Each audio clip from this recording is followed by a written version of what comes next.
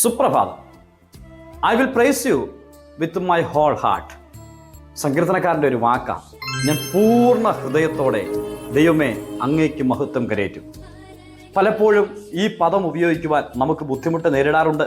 കാരണം നാം ദൈവത്തെ ആരാധിക്കുമ്പോഴും മഹത്വം കൊടുക്കുമ്പോഴും നാം എല്ലാം കൊടുക്കുന്നു എന്ന് പറയുമ്പോഴും പൂർണ്ണതയില്ലാത്തതായിട്ട് പലപ്പോഴും തീരാറുണ്ട്. കാലേബ് എന്ന് പറയുന്ന വ്യക്തിയെക്കുറിച്ച് ദൈവം പറഞ്ഞു അവന് വേറൊരു സ്വഭാവം ഉണ്ട്. അതിൻ്റെ ഒരു കാരണം എന്താണെന്ന് അറിയാമോ? അവനെക്കുറിച്ച് പറയുന്നിടത്തെല്ലാം ചേർത്ത് വയ്ക്കുന്ന ഒരു പദപ്രയോഗമുണ്ട്. പൂർണ്ണമായി എന്നോട് പറ്റി നിന്നു, പൂർണ്ണമായിട്ട് എന്നെ അനുസരിച്ചു. അതെ, ഒരു പെർഫെക്ഷനുള്ള പൂർണ്ണതയുള്ള ജീവിതമായിരുന്നു കാലേബിൻ്റേത്. നമ്മളിൽ നിന്ന് ദൈവം ആഗ്രഹിക്കുന്നത് ഭാഗികമായിട്ട് ദൈവത്തിന് മഹത്വം കൊടുക്കുവാനല്ല, നാം ഉള്ളതുപോലെ നാം ആയിരിക്കുന്നത് പോലെ നമ്മെ തന്നെ ദൈവകരങ്ങളിലേക്ക് പരിപൂർണമായിട്ട് സമർപ്പിക്കുവാൻ, ഏൽപ്പിച്ചു കൊടുക്കുവാൻ മനസ്സുണ്ടോ അവിടെയാണ് അനുഗ്രഹമുള്ളത്.